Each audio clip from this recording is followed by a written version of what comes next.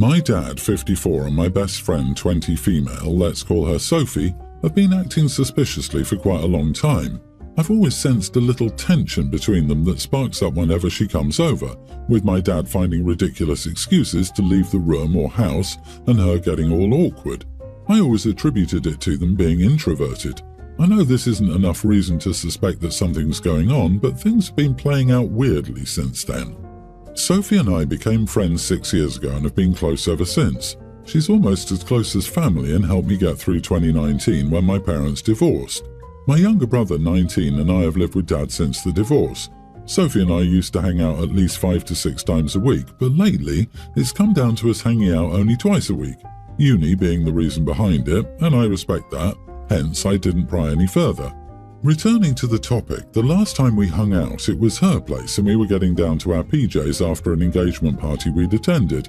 The plan was to catch up on our skipped movie nights for the past 2 months. So she was taking a shower while I sat in my PJs on her bed, and that's when I noticed a bracelet on her nightstand. I found it to be really pretty, but by the time she returned I'd already long forgotten about it. Fast forward to 3 days ago, my dad and I were tracking the shipment details of my aunt's birthday gift when a very familiar bracelet caught my eye in the past orders list. Amazon has it, and I immediately recognized it as the one I'd seen on Sophie's nightstand, or at least it was completely identical to it. Another reason that fueled this very weird suspicion was when my dad abruptly cancelled a family dinner about 2 months ago, calling it a work emergency, so we simply decided to reschedule it. Having no other plans, I called up Sophie at around 7 p.m, only for it to be answered on the first ring. I don't even get to say the first word when she, almost breathlessly, asks me about my day, and I do tell her about the cancelled dinner and ask about her plans, which she declines by saying she had to meet up with her mom that same day at around 8.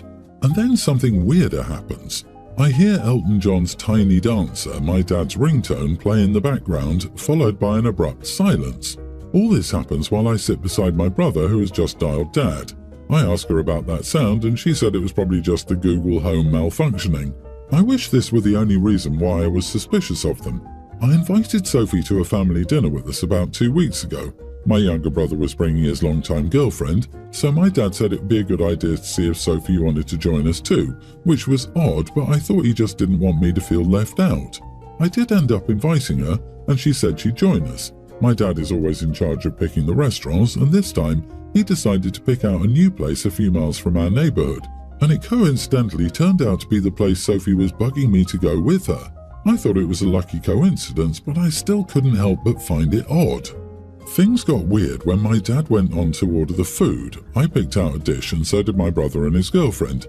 Dad didn't wait for Sophie to say what she wanted to have and ordered a dish for her. She didn't seem to have a problem with it, which was crazy because Sophie is a very picky eater and because it's kind of rude to order for someone without asking them. I confronted my dad then and there, and he said he didn't realize it and just took a lucky guess. Sophie seemed visibly tense and uncomfortable, just asking me to let it go. Since I didn't want to spoil everyone's mood, I didn't stretch it out further. I confronted Sophie about it yesterday and was met with an argument that included her denying all the claims and calling me crazy for even thinking about the possibility of it. Still, she ended her sentence by saying, "Even if we were, how would that affect you in any way or form? I would still be your best friend and he your dad," which I didn't pay heed to in the heat of the argument, but that came back to me later in the day. Am I the idiot for jumping to conclusions, or am I really going crazy? OP, asked Dad, did you know Sophie's pregnant? I don't know the father, but she seems really happy about having the child and marrying this guy. I can't believe I haven't met him yet. Ask him over dinner. See how far he sprays the potatoes. His response will probably tell you everything you need to know. This is brilliant. Also, OP should 100% start calling Sophie Mom and tell her she's just practicing. I would have confronted your dad about it before your friend. Your friend is basically a dumb kid still, your dad is grown up. He should be more responsible than to be having intimacy with his daughter's friend who is 34 years his junior, and even if we were statement is an admission to me. I'm sorry this is happening, but I say trust your instinct. You're not crazy and you're not the idiot. I would tell her the friendship is over. Your dad is screwing your best friend, who he has known as your friend since she was a teen. She is lying to you and dismissing what she knows to be a huge deal. Cut them both off. Their behaviour is wrong. I, 19 female, have been babysitting occasionally for a few families for the past 2 years. A week ago, a new family got my numbers from one of the families I babysit for a lot. I told them up front that I have this rule where I only babysit boys who are 10 and under, but when it comes to girls, the age isn't an issue for me. They told me that they had 2 boys just under 10, so I agreed. They told me that they had very important plans the day I was to babysit, and I assured them I was very professional and would be there on time and all that. The day came and I went to their house. The dad greeted me and then took me to their living room to meet the boys. To my surprise, one boy looked like an older tween, and the other looked like he could be young to mid-teen or even 16. Both were taller than me, and the older one even had some visible facial hair. All that was going through my head was these parents lied to me about the ages because I lead with my rule about ages, and they lied to me just so I would accept. When the mother came down and greeted me, I asked to speak to her in another room and I told her I couldn't babysit. I was also truthful about the reason and she was livid.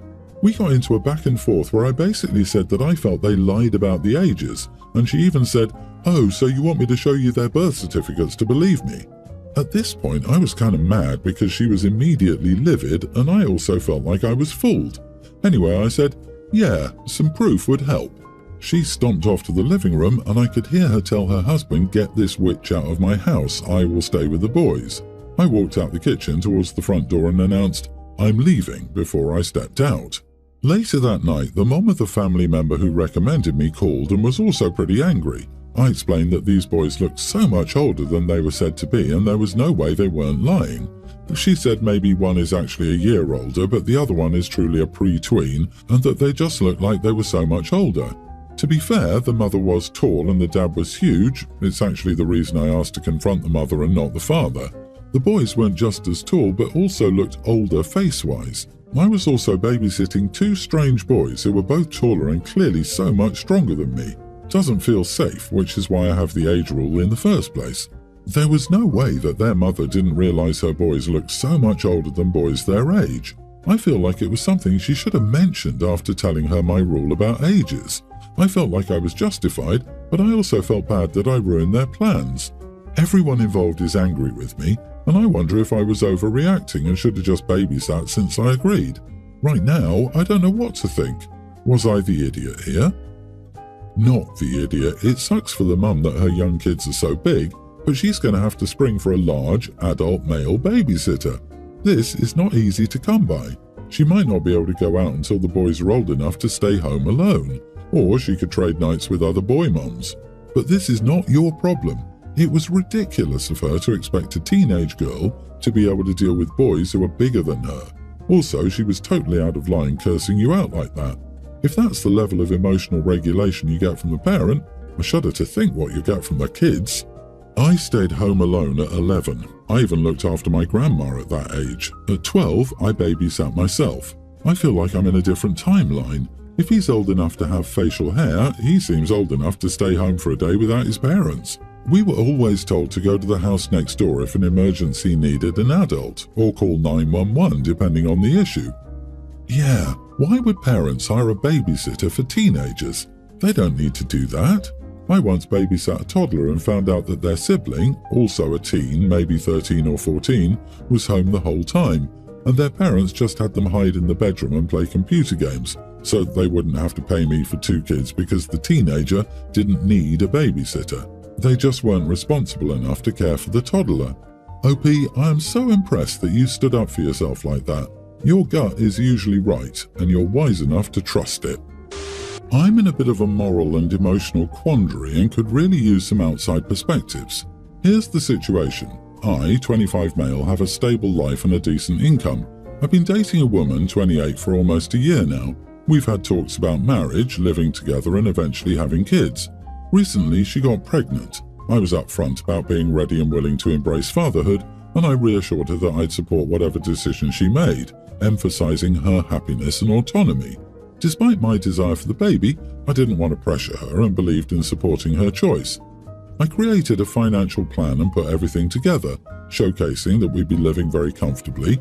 I make 5 times her salary and work remotely, so I could also help around the house a lot. I said I was ready to have the baby, would like to have it, and that we should get married ASAP.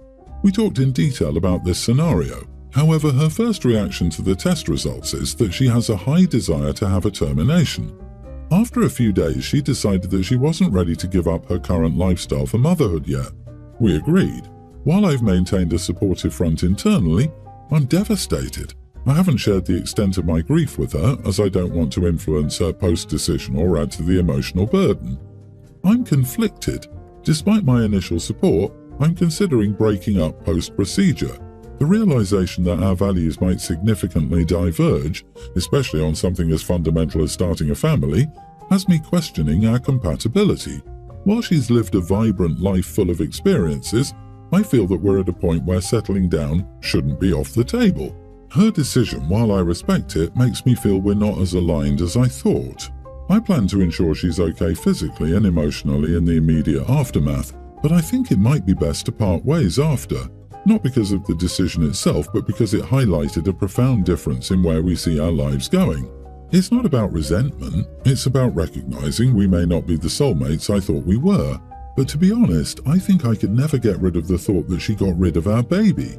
Would I be the idiot for ending things after ensuring she's recovered, given that this situation has revealed a significant gap in our life paths and values?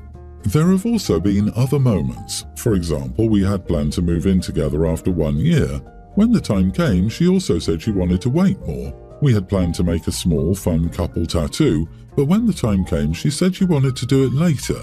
I feel ready to move to another chapter of my life, and I feel like her decision will make me stop loving her. I fully support and understand her, but I just can't help but feel this way, even though she's perfect in every other way. Dude, you're dating for almost a year? In my opinion, you're going way too fast. You should start by seeing after 2 years living together if you're still a good match. Do not rush into parenthood. After that, thinking about kids is reasonable in my opinion. The tattoo is way too fast in my opinion too, so I get that one. Otherwise, yes, she might want to take it slower than you, and that's reasonable. Parenthood aside, he rushed right into, let's get married now. I don't know about anyone else, but the thought of he married me only because we got pregnant just doesn't sit well with me. She's actually making a very rational decision to slow him down, but if he's looking to rush into things, he can mess around and find out with someone who also likes to rush into big commitments without fully knowing the people they're involved with. OP is definitely immature and not ready for parenthood. I could also help around the house. Help? How does performing your parental responsibilities help? You don't help around your own goddamn house. You know, he's the kind of guy that would call it babysitting when he's caring for his own kid. You are the idiot. Stop rushing her. She seems sensible, as you two haven't been dating that long. I think you should break up with her because it seems you desire a relationship, not necessarily her. My 42 male wife, 39, is a high school dropout. But obviously she's so much more than that, and never once did I ever give the fact that she had fewer hours in a classroom than some other women a second thought. This is a sore subject for me because peers would judge us about her getting a GED.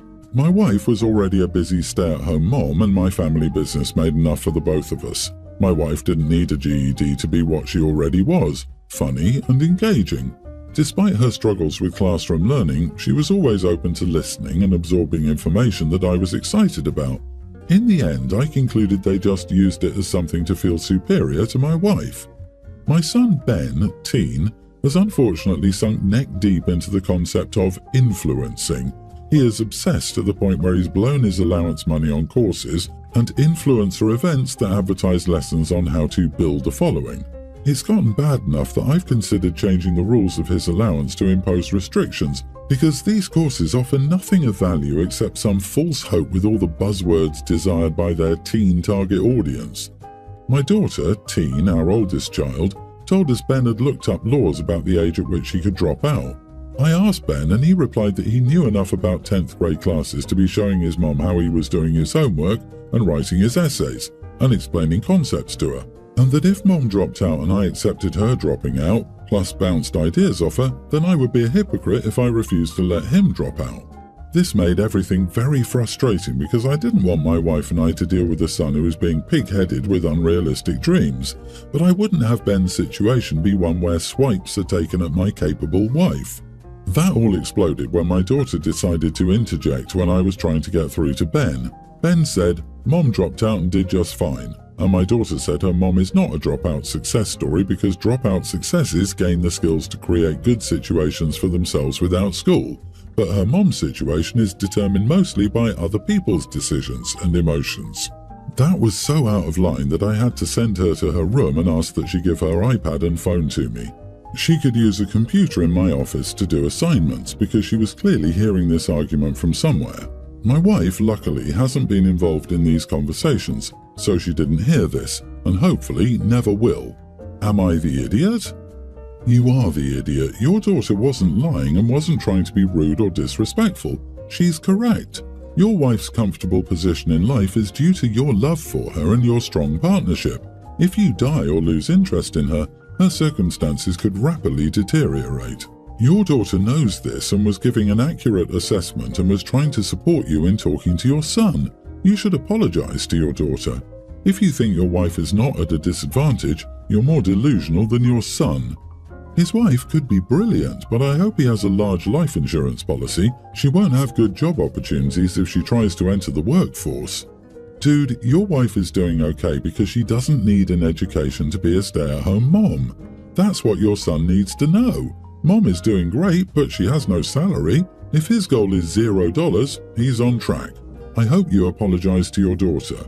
Also, make sure your dummy of a son stays in school and doesn't drop out to be an influencer. There are also not a lot of women lining up to be sugar mamas for useless boys who want to make it big on social media. Stay-at-home dads are a thing, but usually successful women marry men with a similar educational background, and the decision is made because her career out-earns his. Women aren't generally content with baristas and waiters with ambitions to be stay-at-home parents. Does your son think he will land a sugar mama being one of a million influencers? LMFAO. His plan to get a following is not a business plan. That is a pipe dream. For every big influencer, there are tens of thousands of failures.